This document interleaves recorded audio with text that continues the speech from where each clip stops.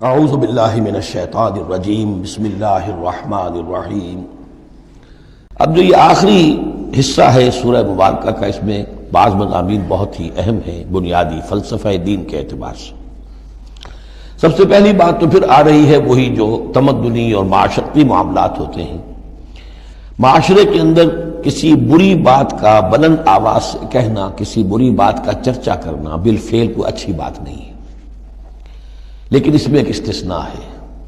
کسی مظلوم کا معاملہ یہ ہے کہ اس کے دل سے اگر جلے کٹے الفاظ بھی نکل جائیں کسی کے لیے تو وہ اللہ کنڈون کرے گا، معاف کر دے گا۔ لا يحب اللہ الجہر بالسوء من القول، اللہ کو بالکل پسند نہیں ہے کہ کسی بات کو بلند آوازی سے کہا جائے، بری بات کو، الا من ظلم، سوائے اس کے جس پر ظلم ہوا ہے، جس کا دل دکھا ہے۔ ابھی حال ہی میں نے جمعے میں وہ شعر سنائے تھے کہ فارسی زبان کا ایک شعر ہے، بترسز آہ مظلومہ کہ ہنگام دعا کردن، اجابت از در حق بہر استقبال می آید۔ مظلوموں کی آہوں سے ڈرو کہ جب ان کی زبان سے کوئی بد دعا نکل جاتی ہے تو اس دعا کی قبولیت جو ہے وہ خود استقبال کرنے کے لیے آتی ہے عرش سے، اللہ تعالیٰ کی طرف سے۔ تو اس کا ترجمہ بھی اردو میں شعر ہی میں موجود ہے، ڈرو مظلوم کی آہوں سے جب اٹھتی ہیں سینوں سے، قبولیت ہے کرتی خیر مقدم چرخ سے آ کر۔ تو مظلوم کا مسئلہ یہ ہے کہ اس کو اس کی بھی اجازت ہے۔ وَكَانَ اللَّهُ سَمِيعًا عَلِيمًا، اللہ سب کچھ سننے والا ہے اور سب کچھ جانتا ہے، اسے معلوم ہے جس کے دل سے یہ آواز نکلی ہے وہ کتنا دکھا ہوا ہے، اس کے احساسات کتنے مجروح ہوئے۔ ان تبدوا خیرا او تخفوہ او تعفوا عن سوء فإن اللہ کان عفوا قدیرا، جہاں تک تو خیر کا معاملہ ہے تم اسے بلند آواز سے کہو، ظاہر کرو یا چھپاؤ، برابر کی بات ہے۔ اللہ تعالیٰ کے لیے خیر تو خیر ہی ہر حال میں ہے، عیاں ہو یا خفیہ ہو۔ اور تعفو عن سوء، لیکن یہ ذرا اونچا مسئلہ ہے، اور اگر تم برائی کو سے معاف کر دیا کرو۔ اب یہ اپیل کے انداز میں ہے، مظلوم سے بھی کہا جا رہا ہے کہ اگرچہ تمہیں چھوٹ ہے یہ کہ تم ان پر گرفت نہیں ہوگی، لیکن تم ایک اس سے اعلیٰ تر اور بلند تر رتبہ ہے، اسے کیوں نہیں حاصل کرتے؟ اور تعفو عن سوء، کہ تم کسی برائی سے درگزر کرو، معاف کر دو۔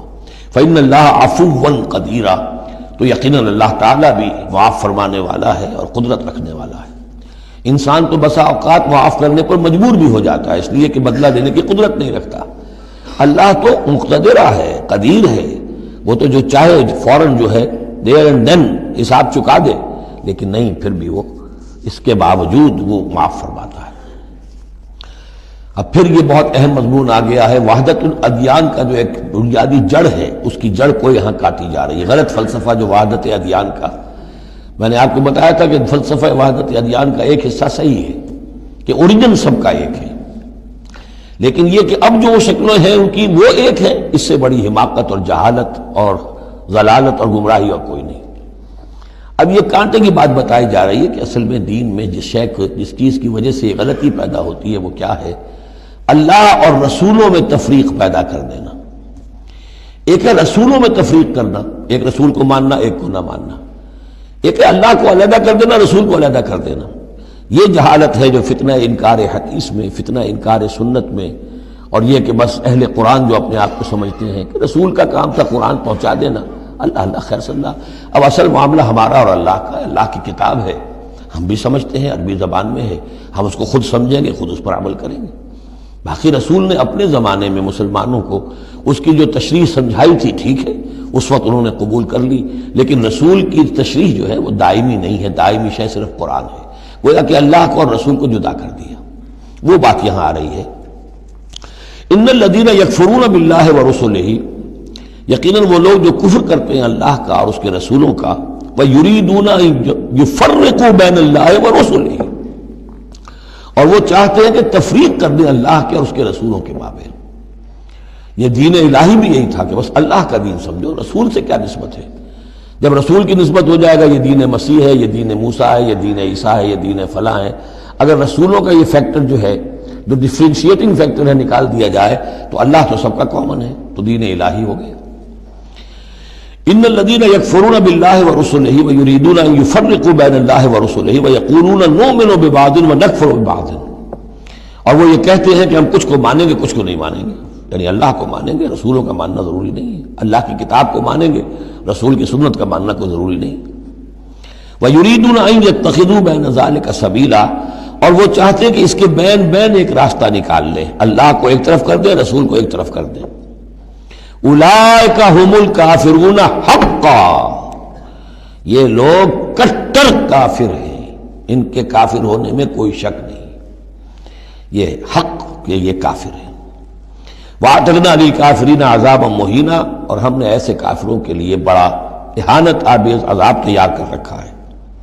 وَالَّذِينَ آمَنُوا بِاللَّهِ وَرُسُلِهِ، اور جو لوگ ایمان رکھتے ہیں اللہ پر اور اس کے رسولوں پر، وَلَمْ يُفَرِّقُوا بَيْنَ أَحَدٍ مِّنْهُمْ، اور انہوں نے ان میں سے کسی کے مابین کوئی تفریق نہیں کی، نہ اللہ کو رسول سے جدا کیا نہ رسول کو رسول سے جدا کیا۔ ہم تو سب کو مانتے ہیں، لا نفرق بین احد من رسلی، ان کو بھی مانتے ہیں جن کے نام قرآن مجید میں آ گئے ہیں، اور مانتے ہیں کہ اور بھی بے شمار آئے ہوں گے، یقین کے ساتھ نہیں کہہ سکتے، تعین کے ساتھ نہیں کہہ سکتے، یہ معلوم ہے اور بھی بہت نبی آئے، کسی پرٹیکولر پرسن کے بارے میں یقین کے ساتھ نہیں کہہ سکتے، یہ یقین سے کہہ سکتے کہ بے شمار نبی اور بھی آئے، رسول اور بھی آئے۔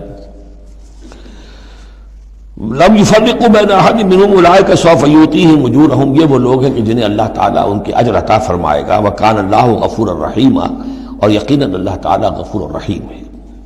صدق اللہ العظیم۔